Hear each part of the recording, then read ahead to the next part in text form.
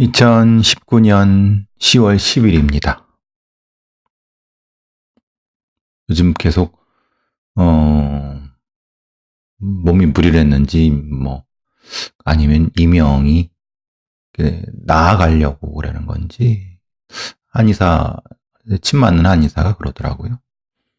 점차적으로 나아가는 과정에 플럭스 되는 게 있고, 글쎄요, 나아갔으면 좋겠는데 벌써 5달이 넘어가니까. 근데 이명은 짧아야 6개월이라고 하니까 희망적으로 봐야 되겠죠. 어제 다스베이다에 출연을 했어요. 잠깐 얘기했는데, 워낙 요즘 사안인 만큼, 이춘재 8차 사건을 간단하게 얘기하고, 실제로는, KBS에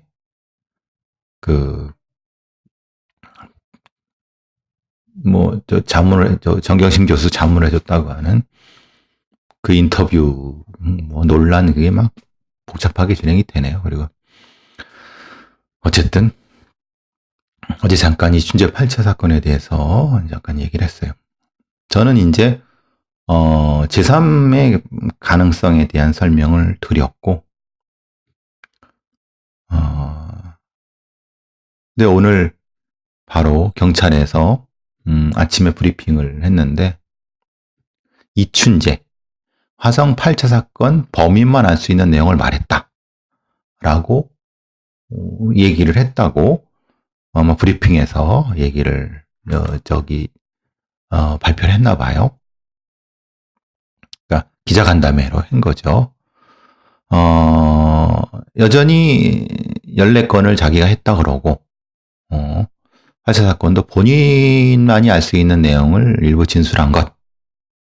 그래서 범인만 알 수 있는 진술을 이끌어내기 위해서, 좀 더 구체적으로 들어가고 있다라고 얘기를 했어요.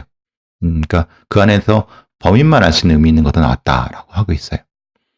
문제는 다시 말씀드리지만, 당시 수사 기록 원본은 검찰 송치하면서 폐기가 됐고, 수사 기록의 사본이라든가, 유효하지 않은, 별로, 증거가 떨어지는 증거물 조금 남아있다고 하고 있고요. 이 정도만 있다고 해요. 사실 그래서 제일 걱정이, 우려되는 일이 벌어졌다고 저는 생각을 합니다. 사실, 이 사건이 진행되면서, 이춘재가 일종의 퀴즈를 내고 게임을 하고 있다는 생각은 드는데, 전제는 뭐냐면, 지금 이게 범인만이 알 수 있는 내용이라고 하는데, 전제는 이거예요. 당시 수사팀들이 현장에서 정확히 현장 상황을 파악을 했고, 거기에서 증거도 적법하고 적합하게 취득을 했고, 거기에 입각해서 수사를 진행해 왔다라는 전제예요.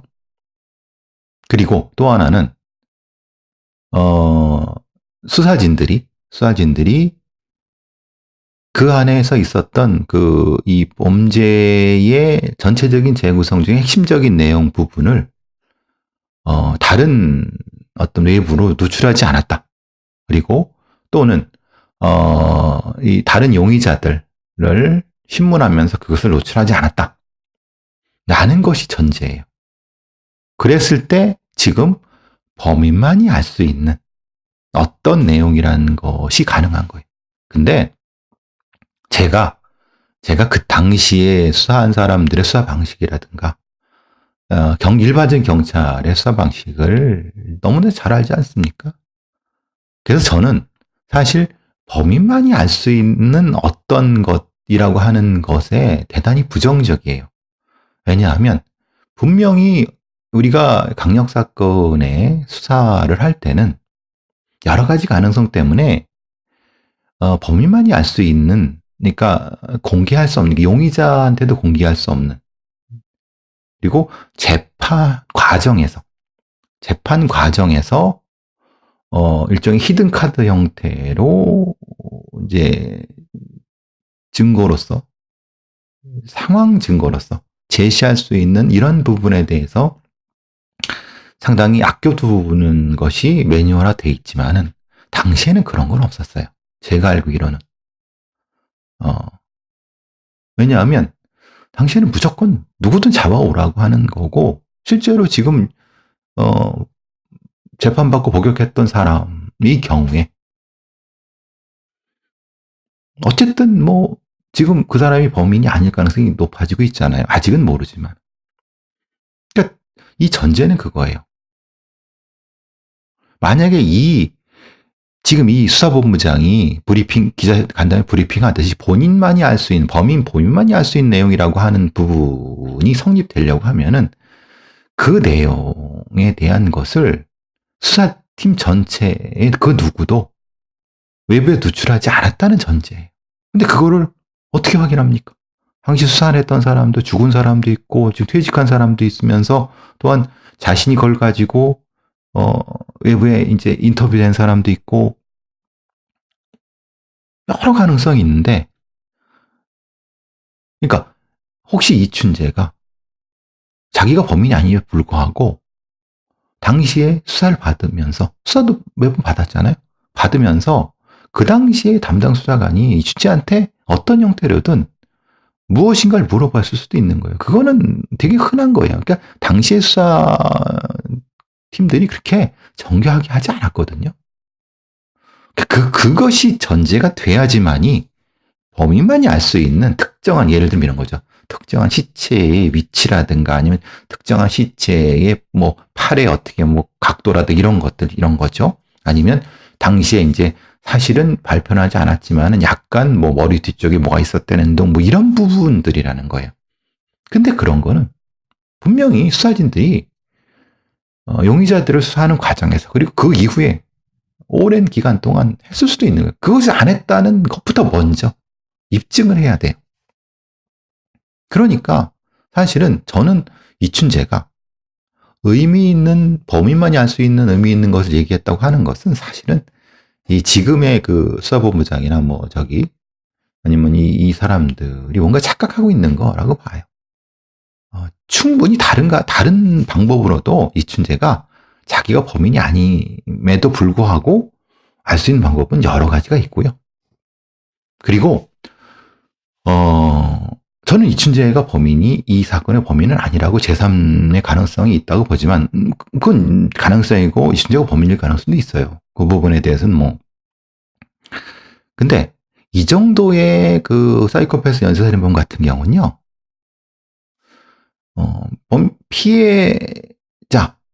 피해자의 연령과 그 전체적인 상황만 알게 되면 대략적으로 범인이 어떻게 강간을 하고 죽였을 거라는 건 머릿속으로 금방 그려져요. 크라임 리컨스트럭션이 오히려 수사관들보다 더 한 수 위에요. 그러니까 당연히 그 오랜 시간 동안 그 사건에 대해서 생각을 해왔고 그 사건이 이렇게 됐을 것인가를 알고 했다고 하면은 오히려 기록보다도 더 이춘재가 머릿속에서 상상해오거나 재구성했던 것이 더 정확할 수가 있어요. 그러니까 지금 이 사이코패스 연쇄살인범의 이런 종류의 그 사디스틱 섹슈얼 호미사이드라고 하는 사디스틱 섹슈얼 머더가 어떤 존재인지 지금 수사하는 사람도 잘 모른다는 거예요. 그러니까 참 안타깝고 좀 기가 막힌 거죠.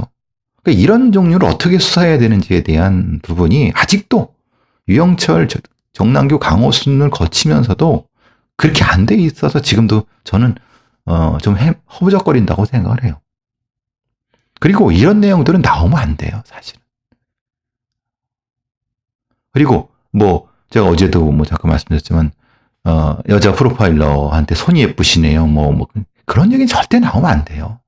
어떻게 그 수사 발표, 중간 발표하는 경찰 고위 간부의 입에서 그 따위 소리가 나옵니까? 그건 프로파일러들의 그 수사 기법 중에서 아주 핵심적인 부분인데 참 무지하고 무식해도 제가 말씀드렸죠. 병통에서도. 그것을 언론에 제공한 경찰 간부는 엄청나게 징계를 받아야 된다고. 어쨌든 뭐 그건 뭐 모질이 제가 그래도 그렇게 뭐 그렇게까지 얘기하기 쉽지 않지만은 참 답답합니다. 이런 종류의 강력 사건에 대한 기초적인 매뉴얼도 없는 상태. 그거 보면서 기가 막혔죠. 얘들이 엉성하게 하고 있구나. 그럼 프로파일러들은 엉성하게 하고 있지 않을 겁니다. 근데 프로파일러들을 지휘하는 이런 소위 말하는 행정경찰들이 그냥 얼렁뚱땅 엉성하게 하고 있구나 생각이 들어서 참 갑갑한 부분이 있습니다. 어쨌든 다시 말씀드리면 지금 나오는 얘기, 이춘재가 진술을 했지만 그 일관되게 진술했다. 일관되게 진술하면 아무 의미 없습니다. 다시 말씀드리면 이런 종류의 범죄자들은요, 특히 자신이 가지고 있는 기본적인 어떤 범죄의 크라임 씬 구조, 범죄 상황 구조에 대한 걸 너무나도 명확히 알고 있기 때문에 내가 저 범인이라고 하면 요렇게 했을 것이다라는 머릿속에 계속 리콜하는 거이기 때문에 일관되게 할 수밖에 없어요. 그건 되게 당연한 거예요. 자기가 하지 않았어도 마치 자기가 한 것처럼 늘 그걸 회상해 왔기 때문에 그럴 수도 있어요. 물론 자기가 했을 수도 있는 거고. 그러니까 그 부분에 대해서 아직도 감이 없어요. 경찰들이. 그러니까 그럼 더 깊이 들어가야죠. 사실은. 그리고 그 깊이 들어가기 전제는 뭐냐면 핵심적으로 이것은 일반 수사관들도 이해를 못해갖고 자기도 모르기 때문에 용의자들한테 얘기했을 리도 없는 그런 것들을 이춘재가 얘기하는가를 찾는 거예요. 즉 평범한 보통의 살인자들이 얘기하는 것을 가지고 했다고 이건 말도 안 되는 거고 그러니까 아직도 모른다는 거죠. 그래서 사실은 그 부분을 정확히 리스트업을 했는지가 지금 이 사건의 핵심이에요. 지금 상황으로 보면은 어쨌든 지금 뭐 국가수의 뭐 흔히 말하는 방사성 동위원소 감별법에 대한 기록을 요구를 했다는 둥 어떻게 했다는 둥 얘기도 하고 이 당시에 어떤 부분에 대해서 다 뭐 하려고 하는데 제가 보기에는 윤 씨는 범인이 아닐 가능성이 높아요. 범인이 아닐 가능성이 높다는 것이 당시의 경찰관들이 윤 씨 얘기처럼 뭐 고문을 했는지 아니면 뭐 했는지 그건 모르겠어요. 그랬을 가능성은 높지만 그거는 지금 살펴보면 금방 나오겠죠. 그걸로 에너지 소비하고 싶지 않고 저는 다만 엉뚱한 용의자일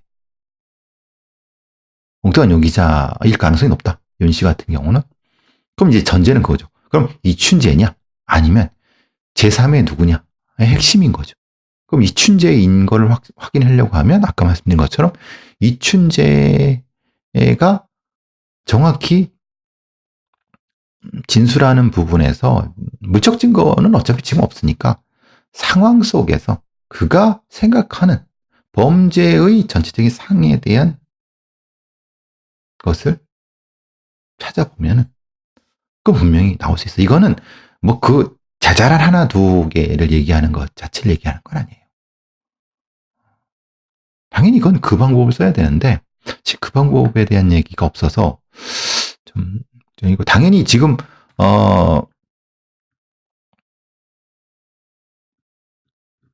제가 예측한 대로 이춘재가 자백한 30여 차례 성범죄는 신빙성으로 떨어진다고 지금 경찰이 흘리고 있어요. 자, 브리핑에서 자백 중 화성 사건을 제외한 강간미 사건 구체성 등이 떨어진다. 범행 일시, 장소, 범행 과정 등 구체성이 있어 구체성이 떨어진다. 라고 신빙성을 확인 중이라고 합니다. 왜 그럴까요? 여기에 제가 말씀드린 어떤 형태의 것이 있죠. 어떤 거냐면 만약에 그 강간 사건이나 강간 미수 사건들이 이미 해결된 다른 범인이 잡혀갖고 이미 오래전에 해결된 거 그리고 그거를 잡은 경찰들이 있고 재판 기록이 있다고 하면 이거는 지금 8 사건의 이 혼란보다 더 엉망일 수 있어요. 그러니까 당연히 저는 그렇게 생각해요. 경찰은 듣고 싶지 않을 수도 있어요. 왜? 어차피 이거는 피해자들도 사람이 죽지 않았나? 그냥 잊고 살려고 하니까 그냥 너 30건 했어? 구체적으로 묻지를 않을 수도 있고 구체적으로 거기 파고 들어가지 않았을 수도 있는 거예요. 지금 보세요. 화성사건, 화성 8차 사건 때문에 결국 지금 당시 수사하고 그 승진하고 막 그래 검사 판사 당시에 엄청나게 비난을 받고 있잖아요. 마찬가지입니다. 그러니까 이것은 경찰이 30건 차례 그 강간 사건 등의 힘이 떨어진다고 하는 거는 실제로 떨어질 수도 있지만은 이춘재가 얘기를 한 다음에 눈치를 짱을 봐하니까 부담스러워해. 경찰들이 이거 일종의 카드를 쓰는 것일 수도 있고 저는 그 중에 적지 않은 것은 실제로 이춘재가 범행했을 수도 있다는 거예요. 근데 그렇지 않은 것이 있을 수도 있는 거고. 그러니까 이게 전체적으로 이제 상황을 좀 봐야 된다는 거죠. 경찰의 지금의 입장, 난처한 입장, 그리고 피해자들이 나타날 리가 없는 거고. 이런 사건들은 참 그래서 어려운 거예요. 어쨌든 저는 이춘재가 왜 저렇게 자백을 했고, 그러니까 이제 뭐 수술 흘리고 자백하고 뭐 했는지 저렇게 일종의 떠버리식으로 했는지 충분히 저는 그 머릿속에 들어가서 왜 그랬는지 알 것 같습니다. 그리고 지금 왜 경찰들이 저렇게 대응하고 있는지도 충분히 알 것 같습니다. 제가 설명한 바와 딱히 다르지 않습니다.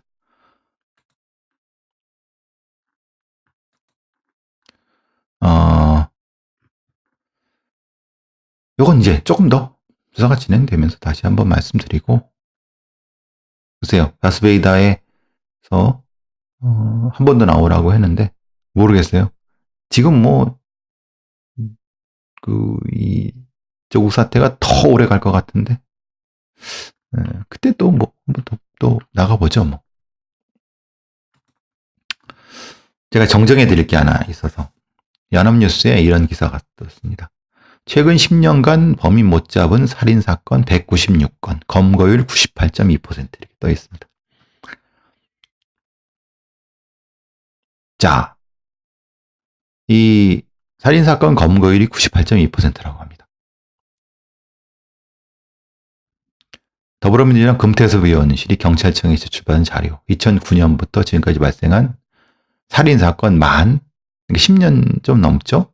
10년 되죠? 64건, 10,000건 중입니다. 그러니까 10년에 10,000건이니까 한 해에 1,000건 정도 살인사건이 발생한다고 하고, 그 중에 196건이 미제 상태로 남아있다. 검거율은 98.2%였다. 합니다. 지방청별 검거율은 충남 92, 대전 93, 경기 북부 94, 경기 남부 96, 서울 97, 광주, 울산, 충북, 전남, 경북, 제주는 100.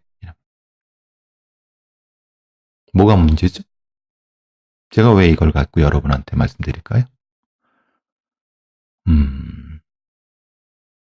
그럼 미국은 살인사건 검거율 얼마나 될 것 같습니까? 제가 한 앞 에피소드를 들어보신 분은 기억나실 겁니다. 미국의 저희 살인사건 해결률이요. 70, 80, 80이 넘지 않습니다. 미국 경찰은 무능하고, 실력도 없고, 그래서 그렇겠죠? 예? 여러분? 우리나라 경찰은 되게,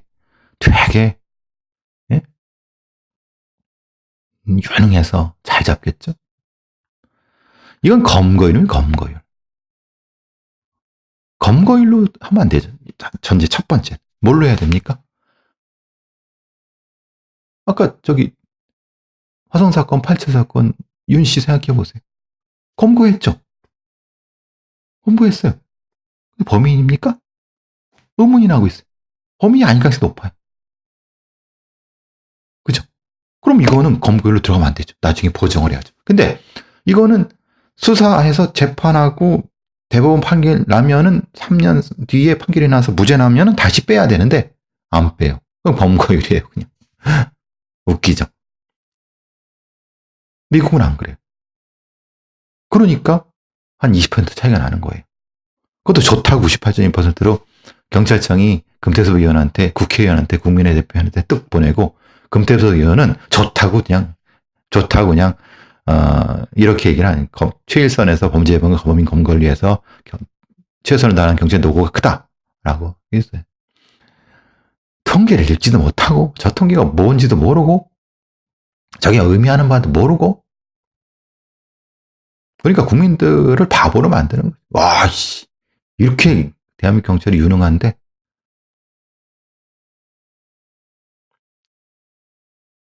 통계의 기본 베리어블부터 바꿔야 돼요. 그리고 제가 늘 말씀드렸잖아요. 우리나라는 자살이 유난히 높아요, 자살률이. 근데 그 자살이라고 하는 것에는 실제로는 타살인데 자살로 처리된 것. 그 변사 사건을 처리하는데 실제로 쉬우니까 자살로 처리해요. 자살로 처리하면 살인 사건이 안 들어가니까 이미 카운트가 분모가 없어지는 거예요.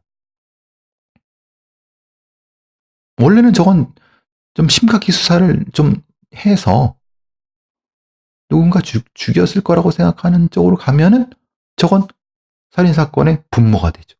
그러니까 실제로는 검거율이 떨어질 수밖에 없어요. 근데 그거를 그렇게 안 하니까 무슨 공산주의 국가입니까? 검거율이 98.2%. 이렇게 어떤 경찰이 저한테 얘기하시더라고요. 그분은 아는 거예요. 이 새끼들이 이렇게 하면 안 되는데 알면서도 못 받고 있는 걸 알죠. 퇴직할 때도 그 사람은 한다고 퇴직한 거죠. 그럼 기가 막힌 노릇입니다. 대한민국 국회의원 수준, 그리고 대한민국 경찰들 이제 숫자 장난질 하는 거 보고 말씀드렸잖아요. 국가수에서 증거 분석을 하는데 증거 분석에 대한 그 기본적인 데이터도 안 내놓고 있다가 지금 이 사단이 벌어져야 지금 내놓고 있고, 그렇죠? 사건 기록은 보관도 안 하고 증거물을 보관 안 했다가 난리가 나고,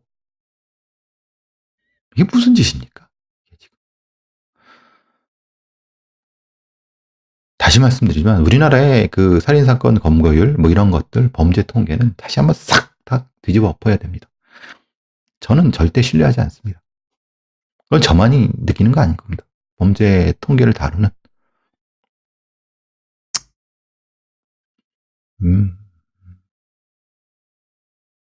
그러고도 이제 대한민국 경찰이 무엇인가 잘하고 검찰로부터 수사권을 가져와야 된다 부분은 대의는 옳다고 봅니다. 저는 그렇지만 지금 있는 경찰은 아닙니다. 검찰의 수사 인력, 형사부 수사 인력과 특수부는 없애고 검찰의 형사 수사 인력과 경찰의 수사 인력이 합쳐지는 범죄 수사국인 범죄를 수사하는 전문가 집단이 있어야 되는 거고, 그들이 수사만 하고 기소는 지금의 검찰이 하는 이런 시스템이 돼야 된다는 거죠. 지금 경찰도 지금은 안 됩니다. 이 상태로는 안 됩니다. 어쨌든 지금 이 국감기간에 검거율 98.2% 보고 한동안 웃어갖고 기가 막히게 웃어갖고 참